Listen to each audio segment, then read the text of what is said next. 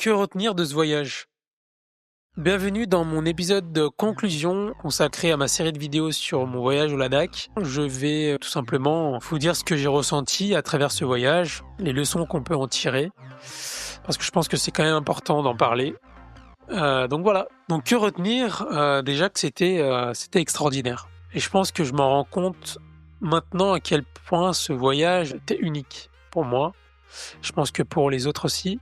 Ce que j'ai aimé en fait avec ce genre d'endroit, c'est que Instagram, ne s'en soucie pas entre guillemets, ou du moins pas encore et c'est tant mieux. Parce que les gens qui ont l'habitude de voyager ne viennent pas forcément au Ladakh. Le pays, il compte beaucoup sur le tourisme pour développer la région, mais c'est quand même un tourisme domestique. Et c'est pas parce qu'il y a eu du tourisme domestique que j'ai aimé, c'est surtout, quelle que soit en fait la destination, j'essaie de chercher toujours l'authenticité dans les voyages. Et quand en fait je vais dans des villes un peu connues, j'essaye d'aller dans des endroits moins connus. Et je pense que, enfin, beaucoup de voyageurs, aiment faire ça aujourd'hui, de ma génération en tout cas. Et voilà, je déteste un peu c'est pas ce que je déteste, mais j'aime pas trop les grandes villes où c'est rempli de touristes, ou alors les lieux qui sont tellement publiés sur Instagram qu'une fois rendu sur place, on est complètement déçu de ne pas avoir vu exactement la même chose parce que, ce jour-là, il faisait pas beau ou alors il y avait des travaux ou alors, il faisait pas assez jour. Voilà. Chaque fois que j'organise quelque chose, c'est pas facile, mais j'essaie de regarder en fait le moins de photos possible pour pas gâcher la surprise. Et là, vraiment, je peux vous dire que la surprise n'a jamais été gâchée. Parce que ça a toujours été beau. Partout où on regardait, c'était beau. Même le vide, en fait, était beau. C'est ça qui est incroyable là-bas. Et je me suis rendu compte, en faisant le montage aussi, que ce qu'on a fait à moto, ce n'est pas rien. Ce qu'on a fait à moto, ce n'est pas rien. Ce que tous les autres ont fait, surtout, parce qu'ils ont beaucoup plus conduit que moi, c'est pas rien. Et je suis extrêmement fier de tout le monde, sauf de mon oncle, hein, n'abusons pas, premier virage à gauche, retour au pays direct. Non, plus sérieusement, ce qu'on a tous fait, c'était quelque chose de dingue. Je trouve ça quand même fabuleux. Je voyais sur les autres sites qu'il fallait beaucoup d'expérience pour faire le Ladakh à moto. Mais au-delà de l'expérience, et vraiment, je suis d'accord avec ça, ce qu'il faut surtout, c'est d'avoir confiance en ce que fait son guide sans se poser de questions. Parce que les routes qu'on a empruntées, parfois, comme je le disais, c'est vraiment quelque chose. Je pensais pas qu'on aurait parfois des routes aussi triturées, et pourtant on les passait comme si on avait fait ça toute notre vie. Et c'est ça le plus important, c'est d'avoir de l'audace, toujours se dire que ça va passer, parce que finalement c'est la seule issue. Et pourquoi la confiance? Parce qu'il faut aussi savoir accepter que tout ne peut pas se passer comme prévu, mais que la solution, elle est toujours là, pour nous faire avancer. Combien de fois on a eu des soucis à moto? Je pense pas que beaucoup de personnes auraient aussi tolérablement accepté ça. Certes, on a toujours des pensées qui nous viennent à l'esprit, comme j'ai pas payé autant d'argent pour attendre sur le bord de la route, c'est pas normal pourquoi la moto tombe en panne, mais est-ce que c'est pas aussi ça l'aventure? Sans tout ça, qu'est-ce qu'on garderait comme souvenir? Donc voilà, je vous ai un petit peu déballé mon ressenti positif du voyage, mais il y a toujours un côté négatif.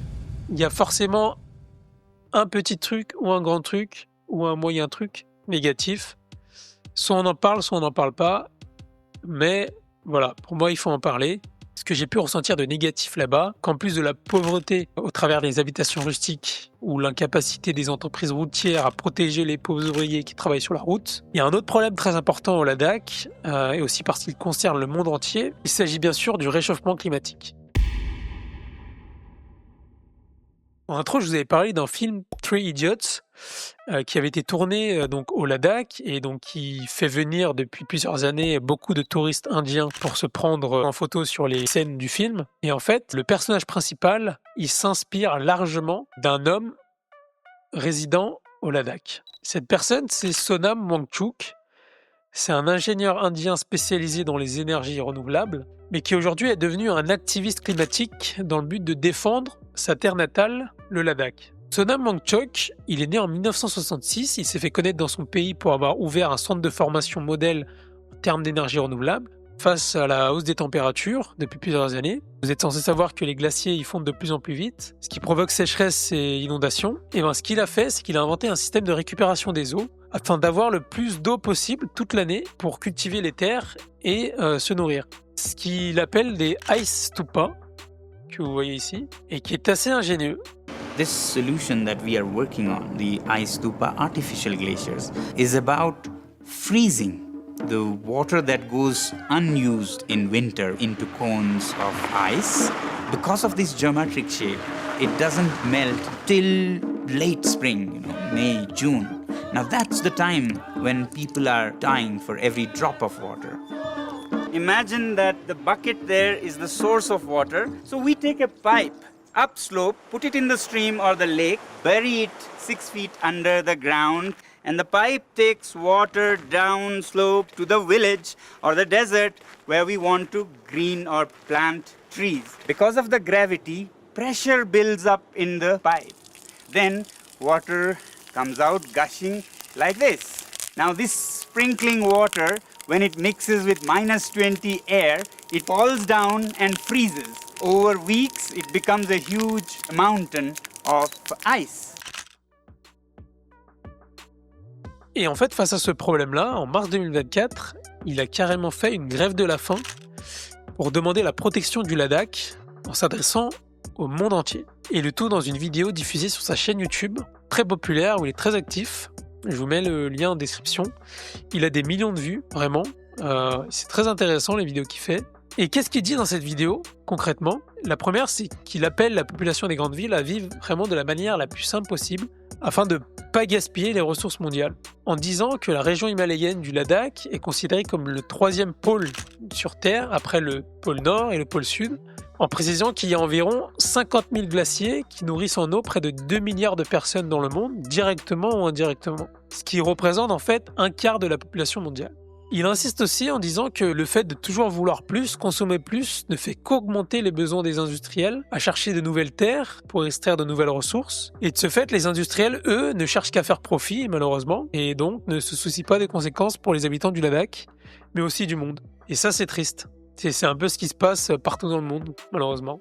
Et la deuxième raison, il vise en fait directement le gouvernement indien, et donc le gouvernement de Modi, en lui demandant de tenir la promesse qui avait été faite en 2019, lorsque le Ladakh, je l'avais précisé dans mon introduction, est devenu une Union Territory, un territoire d'union, dans lequel en fait il est souligné que les terres du Ladakh seraient protégées à tout prix, ainsi que sa population. Et malheureusement, depuis, en fait, le gouvernement s'est complètement rétracté en autorisant les industriels à exploiter la région, ce qui ne plaît pas du tout à Sonam et à la population. Et ils se sentent un peu trahis par leur gouvernement parce qu'ils ont donné toute leur voix lors des précédentes élections. Et en fait, pendant sa grève, plusieurs autres personnes vont le soutenir, notamment un acteur célèbre de l'Inde, Prakash Raj, qui est ouvertement contre le Premier ministre indien. Voilà, Dîme du futur qui vient compléter parce que l'actualité n'attend pas et que récemment la situation a évolué plus tristement malheureusement. J'ai enregistré toutes mes vidéos en août dernier. Et à ce moment, le résumé que je voulais vous faire de la situation, c'était celui que je vous ai montré. Mais comme je l'ai dit, la situation a évolué. Et au vu des nouvelles plus tristes que je vais vous annoncer, je me devais de pousser encore un peu plus mes recherches. Ce n'est pas la première fois en fait que Sonam il entame une grève de la faim. Il l'avait déjà fait en 2023. Now, after UT, everyone expected like a no-brainer that we'll get safeguards for this region under the 6th schedule of the Indian Constitution because the tribal population here is 97% as against 50% which is normally required. And initially, the government had assured Law Ministry, Home Ministry, even the Tribal Ministry. Qu'est-ce qu'il dit exactement ? C'est que lorsque le Ladakh a été déclaré territoire d'union, Union Territory, en 2019, et s'est ainsi séparé de l'état du Jammu-Cachemire, qui lui aussi est devenu un territoire d'union, le gouvernement avait déclaré le Ladakh comme faisant partie de l'annexe 6 de la constitution indienne, le Sixth Schedule of the Indian Constitution. Et en fait, c'est le non-respect de cette annexe qui est la cause des revendications de Sonam et plus généralement de la population du Ladakh. Pour vous expliquer un petit peu ce qu'est un territoire d'union, c'est vrai que je ne l'ai pas fait de manière explicite dans mon intro. Un territoire d'union, en fait, il est administré directement par le gouvernement central.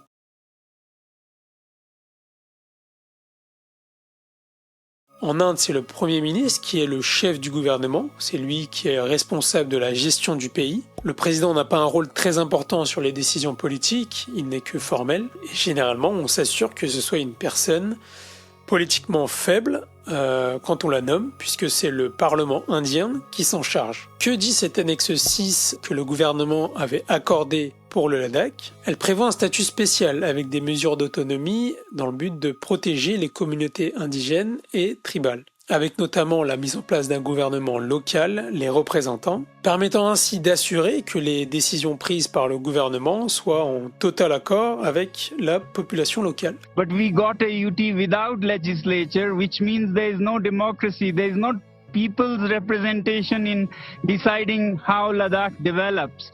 So now people are so fed up with the current UD administration that they are asking for full statehood.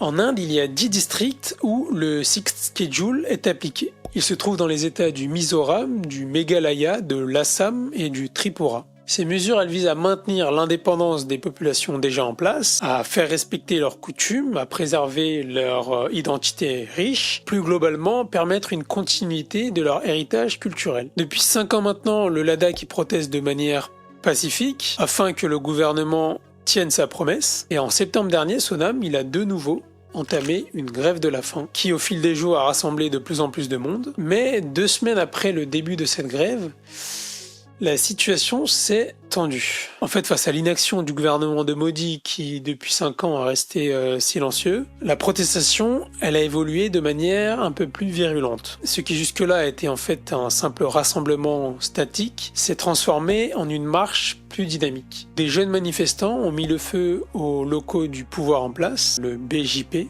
ce qui a poussé la police à ouvrir le feu sur les manifestants et qui a malheureusement causé la mort de 5 Ladakhis et fait des dizaines de blessés. Et à votre avis, qu'a fait le gouvernement après ça? Est-ce qu'il a appelé au calme? Est-ce qu'il a entamé des pourparlers avec Sonam? Rien de tout ça, puisqu'ils l'ont mis en prison. Tout simplement. Très loin du Ladakh, puisqu'il a été incarcéré à la prison centrale de Jodhpur, au Rajasthan. Et pour quelle raison? Incitation à la violence. Ils le tiennent directement responsable des violences causées par les manifestants fin septembre. Et ça ne s'arrête pas là, puisque vous imaginez que le gouvernement, face à l'incompréhension des journalistes et des ONG, a dû se justifier un peu plus sur les raisons qui ont poussé cette arrestation. Et d'après le gouvernement, il était sur le point de déclencher une mobilisation encore plus violente et aurait participé à un événement avec l'ennemi juré de l'Inde, le Pakistan. Finalement, on ne sait pas trop quelles sont les vraies raisons, puisqu'il n'y en a tout simplement pas. Est-ce que vous croyez vraiment que cette personne va mener une révolution? C'est insensé. Sonam a dénoncé ces accusations et cette arrestation comme étant, je le cite, une tentative de museler une voie pacifique, mais il a tout de même exprimé sa volonté de rester en prison comme symbole de résistance et d'unité pour le Ladakh, faisant penser à ce que Gandhi avait fait auparavant. C'est fort. Les ONG et ses nombreux soutiens ont forcément dénoncé une répression politique visant à étouffer les revendications légitimes de la population du Ladakh, et en faisant tout ça, le gouvernement y montre clairement qu'il veut le contrôle de la région, et ainsi pouvoir développer ses activités minières auxquelles il pense depuis quelque temps, et également implanter tout un tas d'industries lourdes là-bas. C'est donc l'intérêt économique qui prime face à l'intérêt général des Ladakhis. Les Ladakhis, en fait, ils ont un peu peur d'être envahis et de ne plus avoir contrôle de leurs terres, parce qu'en fait, le droit à la propriété est accordé à tous les Indiens au Ladakh, ce qui n'était pas le cas auparavant. Et ce dont ils ont peur, en fait, c'est que les ressources étant déjà fragiles, une mauvaise gestion peut conduire à un désastre, et le tourisme, en fait, il joue également sa part dans ce problème. Les Indiens aiment beaucoup le Ladakh, et depuis l'après-Covid, ils se déplacent en masse chaque été pour visiter le pays, mais certains n'ont vraiment pas conscience des soucis environnementaux. Leh, la plus grande ville du Ladakh, est par exemple sérieusement exposée à des pénuries dans les années à venir à cause de l'eau constamment pompée pour desservir les hôtels et les guesthouses. C'est quand même un sacré comble parce que l'homme qui a inspiré le film le plus populaire de l'Inde, il se retrouve malgré lui responsable du surtourisme qu'il désapprouve. C'est très clair, la demande de respect de l'annexe 6 n'est pas seulement politique. Elle vise à protéger les ressources du Ladakh, sa culture, ses emplois. Sans ça, ils risquent vraiment de perdre leurs terres, leurs montagnes, leurs glaciers. Ce qui me choque un peu, c'est qu'on n'en entend pas trop parler de tout ça, et notamment de Sonam, qui est un activiste climatique. Dans la période actuelle où on entend sans cesse parler de réchauffement climatique, normalement ça doit faire un peu plus parler que ça. Je peux pas dire que je suis écologiste, mais je reste quand même sensible aux enjeux environnementaux. Pourquoi, par exemple, on n'en a pas parlé dans la dernière COP? J'ai une petite idée.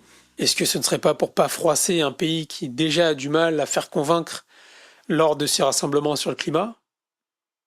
C'est pour moi un sujet qui n'a pas encore dépassé ses frontières alors qu'il le devrait totalement. En tout cas, si vous avez envie d'en découvrir un peu plus sur ces problèmes au Ladakh, je vous mets quelques liens en description, des articles et des vidéos. Aux dernières nouvelles qu'on a pu collecter auprès du responsable de l'école qu'on avait visité à Diskit lors du jour 6, les tensions elles sont retombées. Je pense que la période aussi pousse à ça. Il fait très froid en ce moment là-bas. La population elle espère toujours un changement, mais il n'y a pas de signe clair de la part du gouvernement pour l'application de cette annexe 6. Donc les discussions sont toujours en cours, mais Sonam, lui, est toujours en prison. Vraiment, c'est un bras un peu triste. On a côtoyé les Ladakis pendant quelques jours, et moi ce que je ressentais en les voyant, c'était de la générosité, de la sincérité, de l'humilité, une belle harmonie finalement entre eux. Et franchement, parmi tous ceux que j'ai rencontrés lors de mes précédents voyages, les Ladakis sont pour moi les personnes à qui j'accorderais le plus ma confiance.